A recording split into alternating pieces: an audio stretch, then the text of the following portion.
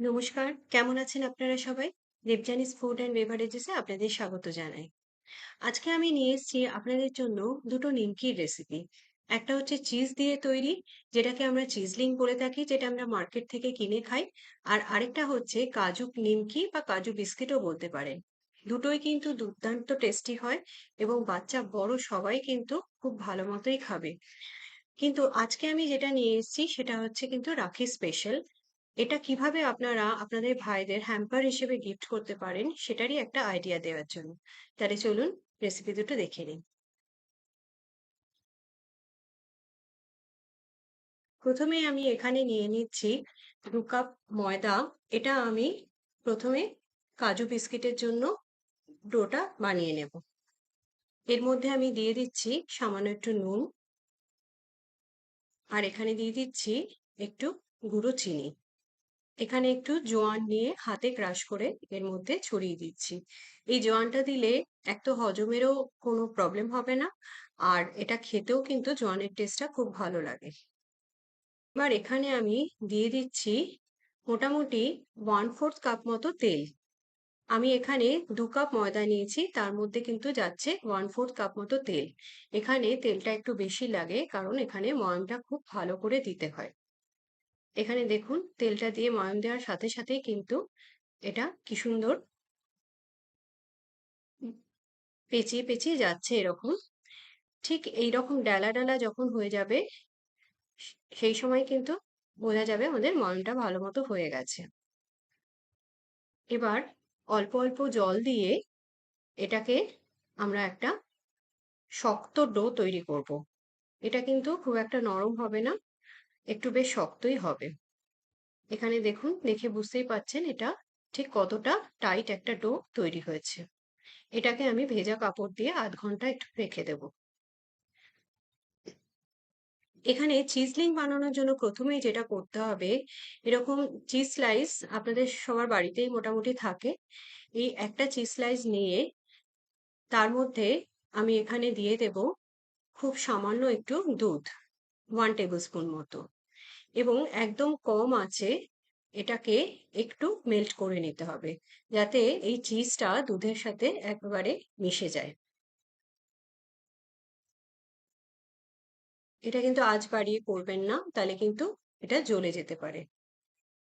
একটু মিশে জাস্ট একটু ঘন হয়ে যাবে, ওই সময় কিন্তু এটা বন্ধ করে দেবো। খুব বেশিক্ষণ কিন্তু এটা হবে না, তাহলে শক্ত হয়ে যাবে।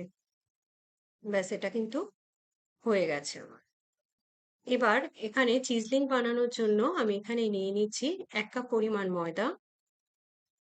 এখানে আমি খুব সামান্য একটু নুন দিচ্ছি, যেহেতু এখানে চিজ পড়বে, বাটার পড়বে, সেই জন্য নুন কিন্তু তার মধ্যেও আছে, সেই জন্য নুন বেশি লাগবে না।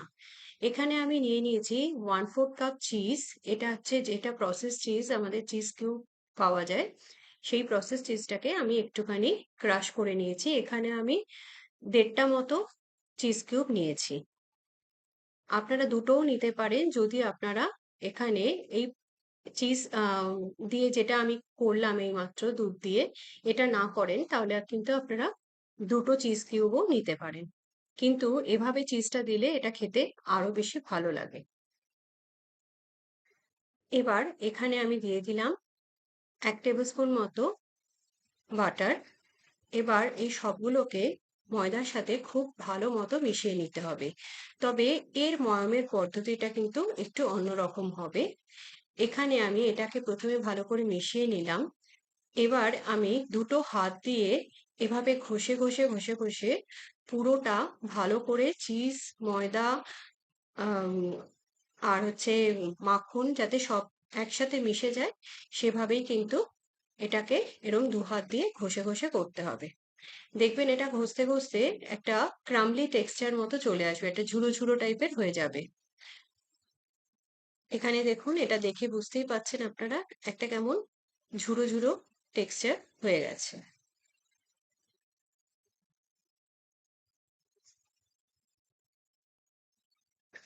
এটা বেশ ভালো মতো মিশে গেছে।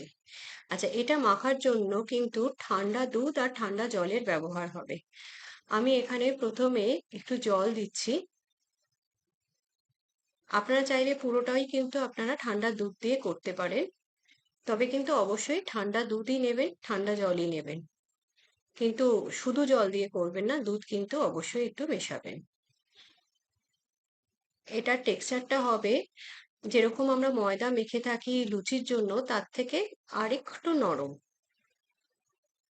কিন্তু খুব বেশি নরমও না, খুব বেশি শক্তও না। দেখুন, দেখে নিশ্চয়ই বুঝতেই পাচ্ছেন।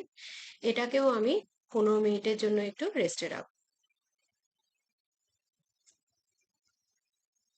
এটা আমার 15 মিনিট মতো রেস্ট হয়ে গেছে চিজলিংকের ময়দাটা। এবার এটার থেকে আমি একটা বড় লেচি কেটে নেব আর বাকি পোর্শনটা ঢেকে রেখে দেব। এখানে খুব সামান্য একটু ময়দা ছড়িয়ে এটাকে আমি যতটা পারবো পাতলা করে বেলে নেব। এটা কিন্তু যেহেতু আপনারা নিজেরা দেখেই থাকবেন, আপনারা খেয়েও থাকবেন, চিজলিং কিন্তু একদম পাতলা পাতলা হয়। সেই জন্য এটাকে যতটা সম্ভব আমি পাতলা করার চেষ্টা করছি। এটাকে দেখুন, আমি যতটা সম্ভব পাতলা করার সম্ভব ততটাই আমি করেছি। এটা কিন্তু ময়দার ভেতর দিয়ে তলার ম্যাটটাও কিন্তু দেখা যাচ্ছে। এটা কিন্তু এতটাই পাতলা হয়েছে। এবার একটা ছুরি দিয়ে প্রথমে এটাকে এভাবে লম্বা লম্বা করে কেটে নেব, একটু মোটা রেখে। তবে খুব বেশি মোটা করবেন না, চিজলিং কিন্তু একটু ছোট ছোটই হয়। এভাবে এটাকে পুরোটা কেটে নেব। তারপর এটাকে এভাবে ছোট ছোট স্কোয়ারের আকার দিয়ে দেব।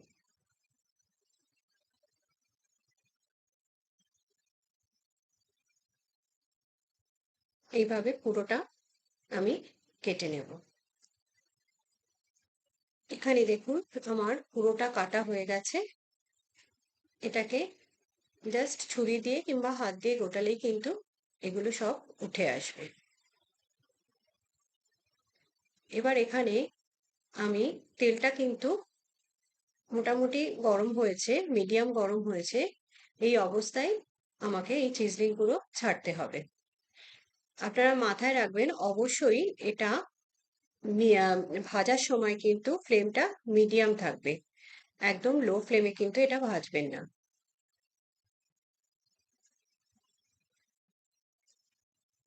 এখানে আমার ইন্ডাকশনটা একটু প্রবলেম করছিল, তাই প্রথম দিকে এগুলো ওপরে ভেসে ওঠেনি, কিন্তু এটা দেওয়ার সাথে সাথেই কিন্তু পুরো চিজলিংটা ওপরে ভেসে উঠবে। এই ঠিক এইভাবে কিন্তু এটা পুরো ভেসে উঠবে। তারপর কিন্তু এটা মিডিয়াম ফ্লেমে ভাজতে হবে। এগুলো দেখুন, আমার ভাজা হয়ে গেছে। আমি একটু হালকা লাল করে ভেজেছি। এবার এগুলোকে তুলে নেব।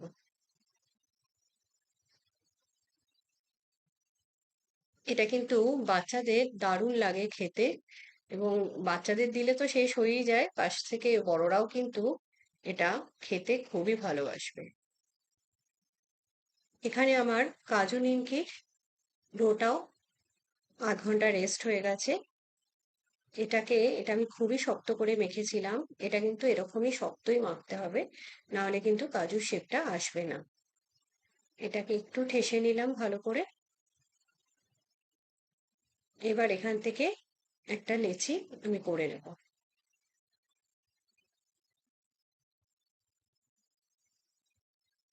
এবার এটাকে আমি বেলে নেব। এটার বেলাটা কিন্তু হবে একটু মোটা করেই, এটা কিন্তু পাতলা হবে না। এটা দেখুন, আমি বেশ মোটা করেই বেলেছি। আমার কাছে এরকম গোল কুকি কাটার ছিল, আমি সেটা দিয়ে কাজুর শেপ করছি। কিন্তু আপনাদের কাছে যদি এটা না থাকে, আপনারা যে কোনো ঢাকনা দিয়ে, ছোট কিছু ঢাকনা দিয়ে, যেটা ওষুধের ঢাকনাগুলো আসে আমাদের বাড়িতে, সেটা দিয়েও কিন্তু করতে পারেন। প্রথমে শেপটা ঠিক এরকম হবে, তারপর এটা আস্তে আস্তে করে শেপ হবে। আমার ওই কাটারটা অনেক বড় হয়ে যাচ্ছিল, ঠিক শেপটা আসছিল না, তাই আমি ছোট সাইজটা নিলাম।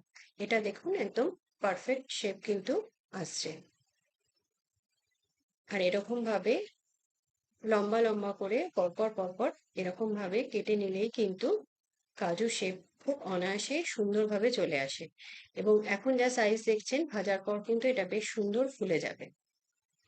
এখানে দেখুন আমার পুরোটা কাটা হয়ে গেছে।